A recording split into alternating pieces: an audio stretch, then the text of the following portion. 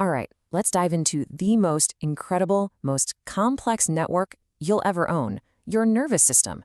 Seriously, it's the biological supercomputer that runs your entire life, from your deepest thoughts and dreams to the simple, steady beat of your heart. But have you ever just stopped and wondered how it all actually works? I mean, how does a simple thought, like, I'm thirsty, instantly turn into the action of your hand reaching for a glass of water? That's the amazing journey we're about to map out.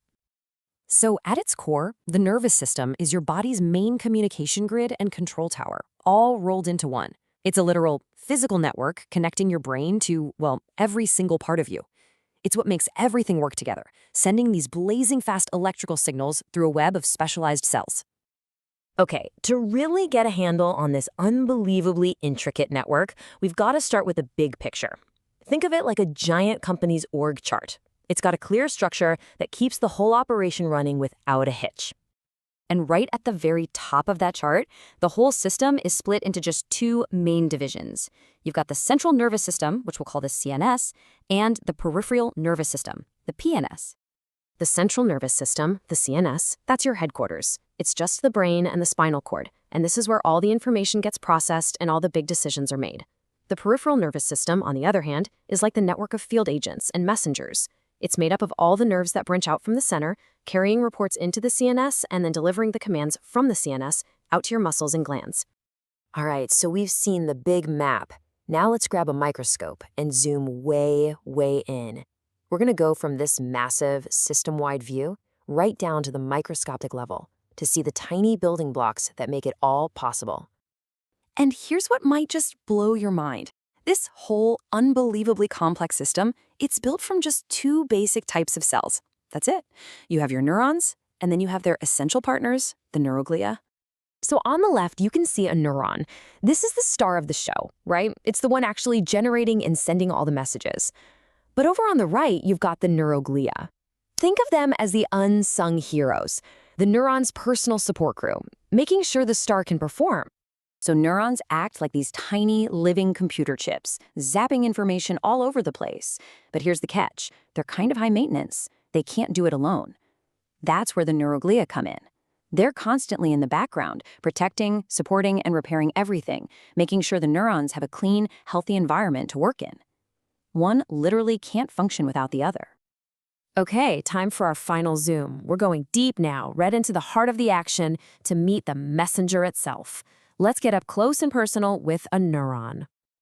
And just look at the structure of this thing. It's so elegant, it is perfectly designed for its simple three-part job: receive a message, process it, and then send it along.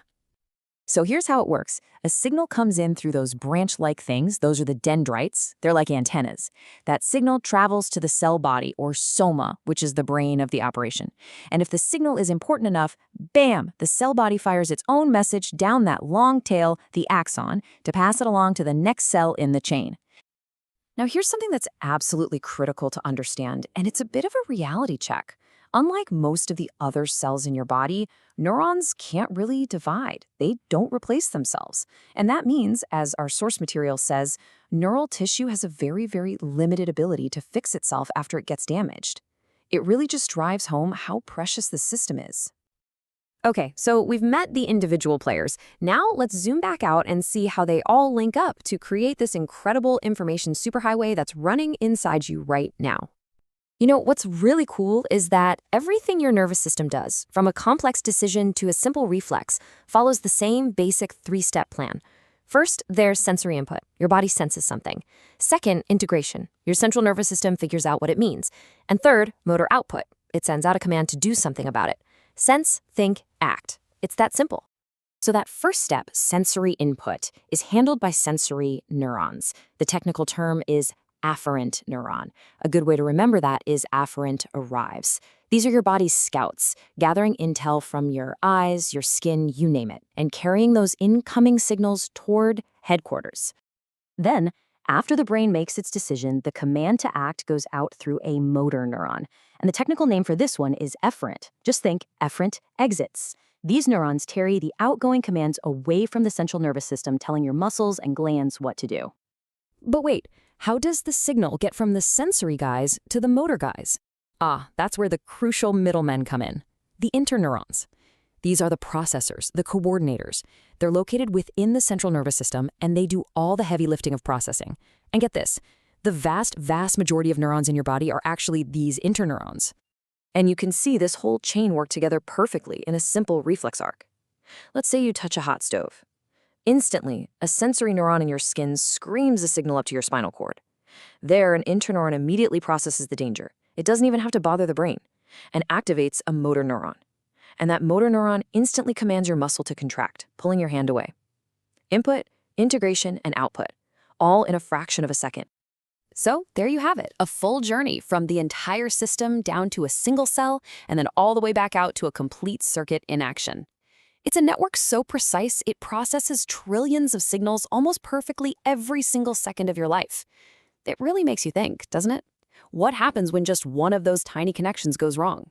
It puts the beautiful and honestly fragile precision of our body's ultimate command center into a whole new perspective.